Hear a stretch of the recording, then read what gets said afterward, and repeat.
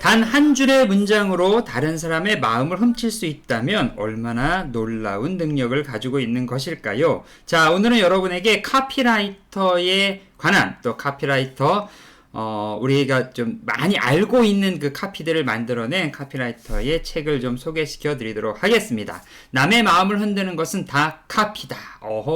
우리 마음을 흔드는 한마디 한마디가 인생에 기억되는 카피로 남는다는 거죠. 이 등은 아무도 기억하지 않는다. 싸니까 믿으니까 인터파크 이렇게 맛있는데 언젠가 1등을 하지 않겠어? 그리고 또 누구나에게 4분 30초의 순간은 반드시 옵니다. 이러한 카피를 쓰신 이원흥 저자님, 카피라이터님의 책을 소개해 드리겠습니다. 자, 저는 임대표고요. 여러분이 듣고 계신 채널은 임대표의 책잇 아웃입니다. 임대표의 책잇 아웃은 바쁜 여러분들의 삶 속에서 책 읽을 시간이 없다라고 하실까봐 미리 제가 생각을 하고 책을 읽고 이 책을 정리하고 책을 소개시켜 드리는 채널입니다. 좋은 습관 연구소에서 이 책은 2020년 7월 27일에 나왔습니다. 자, 이원흥 저자님에 대한 소개를 좀 해드릴게요. 제일기획의 카피라이터로 시작을 하셔서 TBWA, 나중에 여기 여러분 보시면 썸네일에 박웅현, 책은 도끼다 8단어로 되게 유명하신 작가이며 카피라이터시죠. 이 회사에서 재직으로까지 임원을 하셨습니다. 현재는 농심기획의 제작 총괄을 맡고 계시고요. 30년 넘게 카피라이터로 일을 하고 있습니다. 이 등은 아무도 기억하지 않는다. 장애라는 말이 장애가 되지 않는, 열지 않고 본다, 목소리로 보니 러브레터, 싸니까 믿으니까 인터파크, 다르게 생각하고 바르게 만든다, 풀무원. 이게 너무 많아서 제가 이걸 다 말할 수가 없을 것 같아요. 몇 개 좀 읽어드리면, 세상에 우유 같은 게 또 있나요? 이거 좋으네. 그 다음에 치약의 본질은 닦는 것이 아니라 죽이는 것이다. 애경, 2080, 이렇게 해가지고, 또 이것도 좋습니다. 오징어 없는 짬뽕이 짬뽕이냐? 오징어 짬뽕에 대한 수많은 카피라이터를 만드신 우리 작가님의 이야기를 오늘 함께 나눠보도록 하겠습니다. 자, 책 소개를 좀 해드릴게요. 앞에서 우리 작가님에 대한 이야기를 한 것처럼 책은 도끼다라고 얘기하신 저자 박웅현 저자님이 이런 얘기를 하셨어요. 자신에게 축복 같은 존재라고 말을 아끼지 않는 카피라이터 이원흥.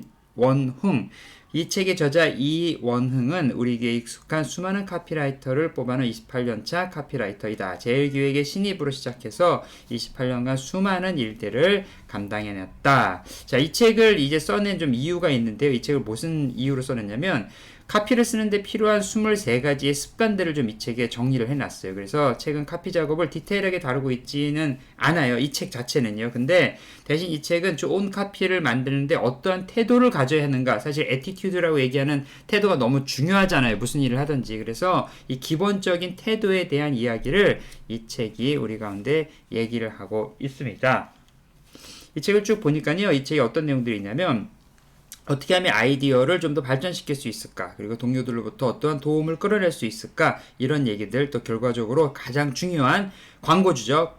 클라이언트에 대해서 어떻게 설득할 수 있을까에 대한 얘기들이 이 책에 담겨져 있습니다. 이 책은요, 카피라이터뿐만 아니라 마케팅이나 기획, 그리고 크리에이티브의 그런 어떤 역할들을 하고 싶은 분들, 특별히 요즘 유튜버 크리에이터로 활동하고 싶으신 분들 많잖아요. 이런 분들에게도 아주 큰 도움이 좀 될 것 같아요. 그래서 이 책에 추천을 해보니까 이런 얘기가 있어요. 이런 분들에게 이 책을 추천합니다. 자, 어떤 분들에게 이 책을 추천하는지 한번 볼게요. 첫 번째, 아이디어를 길어 올리는 법. 그 아이디어를 끊임없이 우리가 많은 아이들이 생각나는데 머리에 스쳐가는 것이 아니라 이 아이디어를 계속 발전시키고 이 아이디어를 단단하게 만들어서 이 아이디어를 동료와 클라이언트에게 매력적으로 설명하는 법. 어떻게 하면 될까? 그리고 또한 그 아이디어를 실제 카피가 되도록 만드는 법. 이런 것들에 대해서 궁금하신 분들은 이 책이 도움이 될 거고요. 두 번째는 디테일한 카피 작업 자체에 대해서 도움이 될 거예요. 왜냐하면 카피라이터로서 어떻게 생각을 정리해야 되는지, 또 팀워크를 어떻게 만들어야 되는지, 그 다음에 사안의 본질들을 보는 힘을 키워주는 힘도 이 책이 줄 것 같아요. 세 번째는 카피라이터뿐만 아니라 마케팅 크리에이터브 업무 관련해서 있는 분들에게서 이 책이 도움이 될 겁니다. 일이라는 것은 혼자 할 수 없잖아요. 팀워크가 필요하기 때문에 도대체 어떻게 하면 이 팀워크들을 잘 만들어갈 수 있을까에 대한 것들도 이 책에서 소개를 하고 있어요. 네 번째로는 이 책의 저자인 이원흥은 28년간 카피라이터로 일을 하면서 수많은 카피들을 만들어 왔어요. 그래서 이 카피라이터를 만드는 만들어낼 때 필요한 습관들을 갖다가 적어놨는데 뭐 누구나 다 생각할 수 있죠. 노팅하는 거, 아이디어가 떠올랐을 때 그냥 지나치지 않고 빨리빨리 그걸 캐치업하는 거, 이런 것들에 대한 노하우도 이 책에 있습니다. 또 5번째로 좋은 카피는 단박에 한순간에 결정되는 게 아니라는 거예요. 많은 사람들이 생각하잖아요. 갑자기 어느덧 불현듯 위에서부터 무슨 번개가 떠다당 해가지고 아이디어가 떠올랐어, 짜자잔. 그게 아니라 수많은 공격과 방어의 과정에서 예리하게 다듬어지는, 쉽게 말해서 칼을 가는 것과 같은 그런 과정 속에서 좋은 카피가 탄생한다는 거죠. 여러분, 게으름 피우면 절대로 될 수 없습니다. 좋은 아이디어는 끊임없이 다듬어져 가야 된다는 것.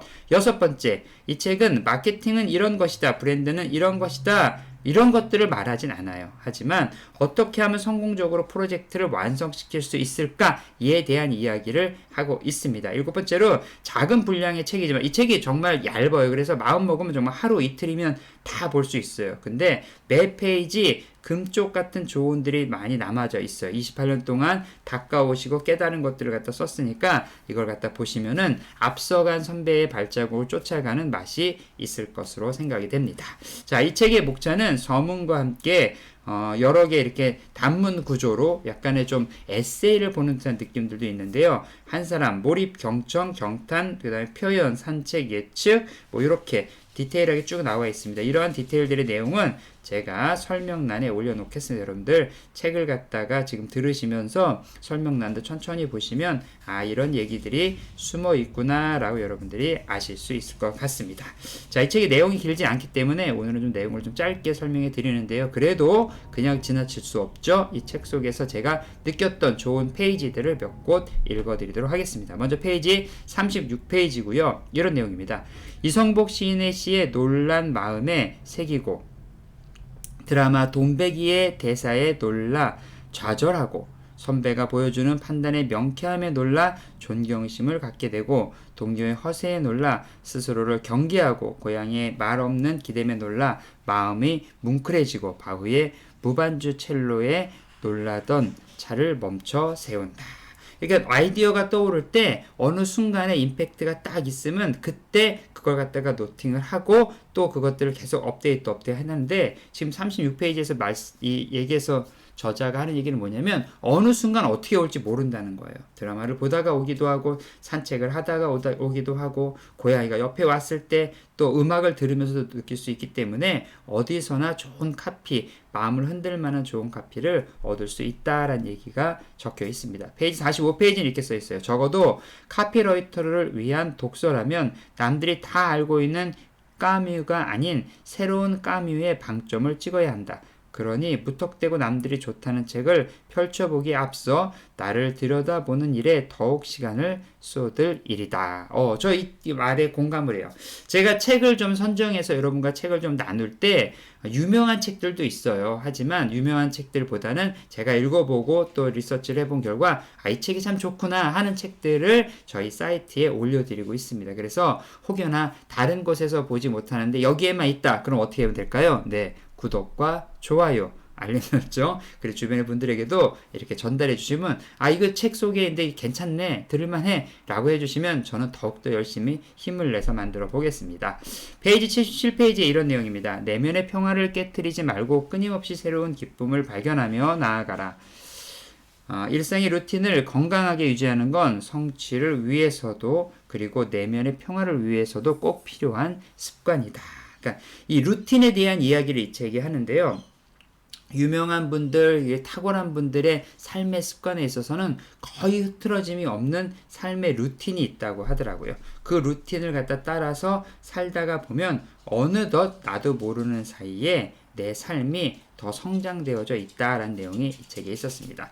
페이지 84페이지에 또 있는 내용입니다. 같은 목표를 향해 한 회의실에 모여 있지만 멤버마다 능력의 높낮이가 다르고 성격도 스타일도 다 제각각이다. 하지만 정작 함께 일할 때 무엇보다 중요한 건 태도이다. 그 중에서도 일이 잘 됐을 때의 태도 말이다.